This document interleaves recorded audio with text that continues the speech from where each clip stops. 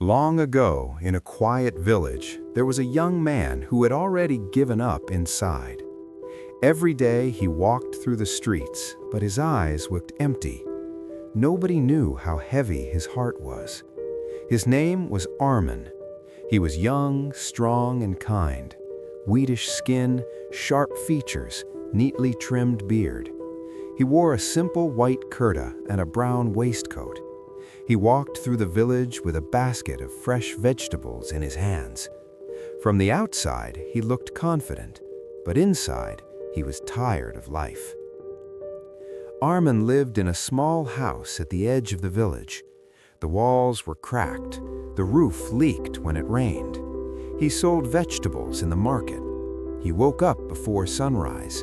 He went to the fields, picked fresh vegetables, and walked to the village street.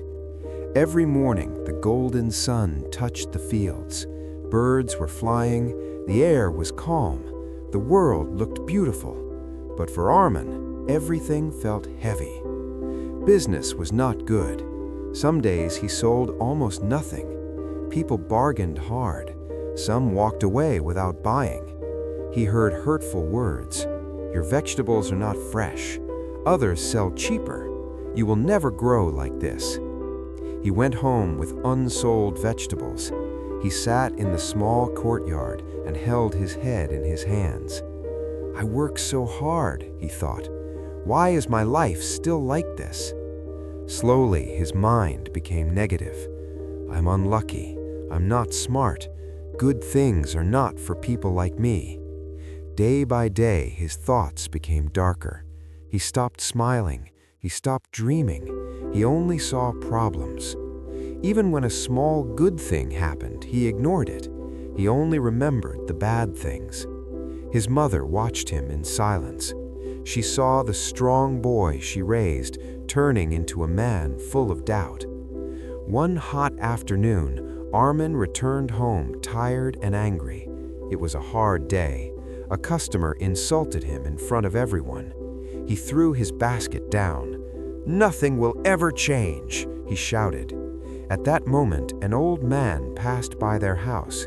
He was a respected elder of the village, white beard, calm eyes. He often gave advice to the young people.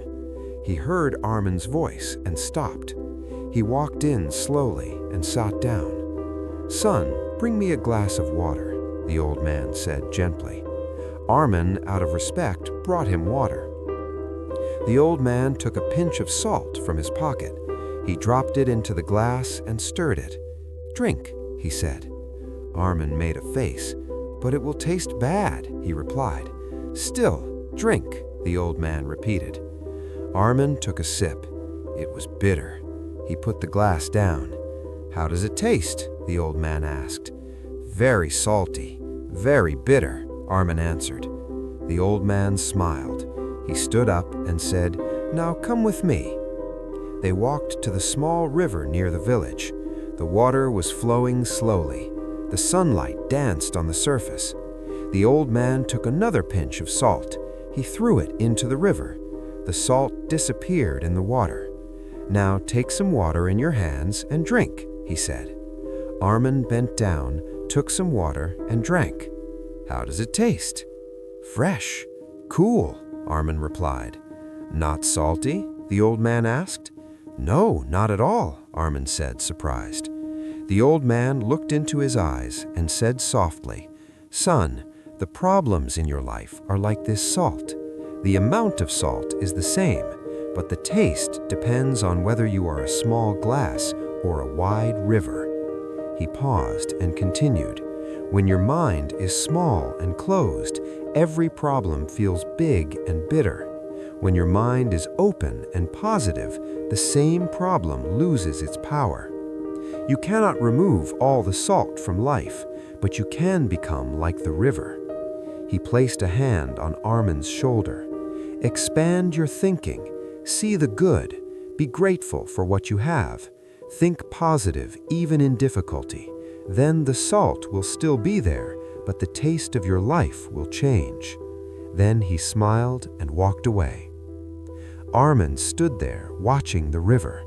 For the first time in a long time, something inside him shifted. That night, Armin could not sleep. The words of the old man kept echoing in his mind.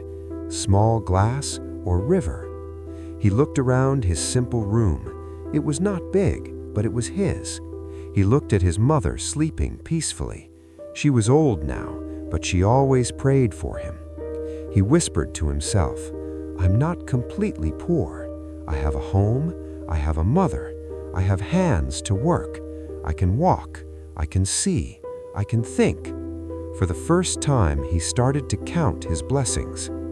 From the next morning, he decided to make one small change. Before leaving home, he stood in the courtyard, looked at the sky, and said 3 simple things. "Thank you for today. I will try my best. Something good will happen." He still faced problems. People still bargained. Some days were still slow, but slowly his mind began to change. He started smiling at customers. He greeted them kindly. He kept his stall neat. He arranged the vegetables with care. When someone spoke to him rudely, he took a deep breath and said in his heart, "I am a river. This salt will dissolve." Because of his positive attitude, people began to notice him. Armin always smiles. He is honest. He speaks with respect. One day, a restaurant owner from the nearby town visited the village. He liked Armin's stall, his fresh vegetables, and his humble behavior. "Can you supply vegetables to my restaurant?" he asked. Armin's heart jumped. "Yes, I will try my best," he replied, his voice steady. Days turned into weeks. Weeks turned into months. With regular orders, his income grew. He repaired his roof. He bought better baskets. He helped a poor neighbor with medicine.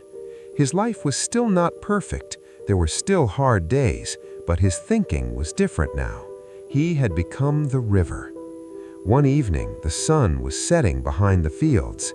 The sky was full of warm, golden colors. Armin walked back from the market. His basket was lighter. Most of the vegetables were sold. He stood for a moment near the same river. The water was flowing softly. The air was calm. He remembered the bitter glass of water. He remembered the old man's words. A gentle smile came to his face. His eyes were calm now. There was peace inside him. He did not know what tomorrow would bring, but for the first time, he truly believed, "I can handle it, because my mind is bigger than my problems." He closed his eyes and whispered a small prayer of thanks.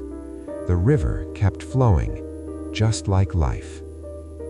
My friend who is listening to this, your life also has salt, problems, pain, disappointment.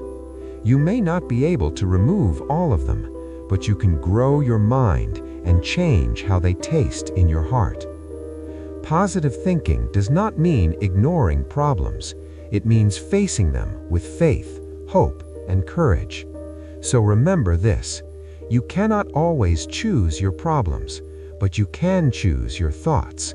And small positive thoughts every day can slowly change your whole life.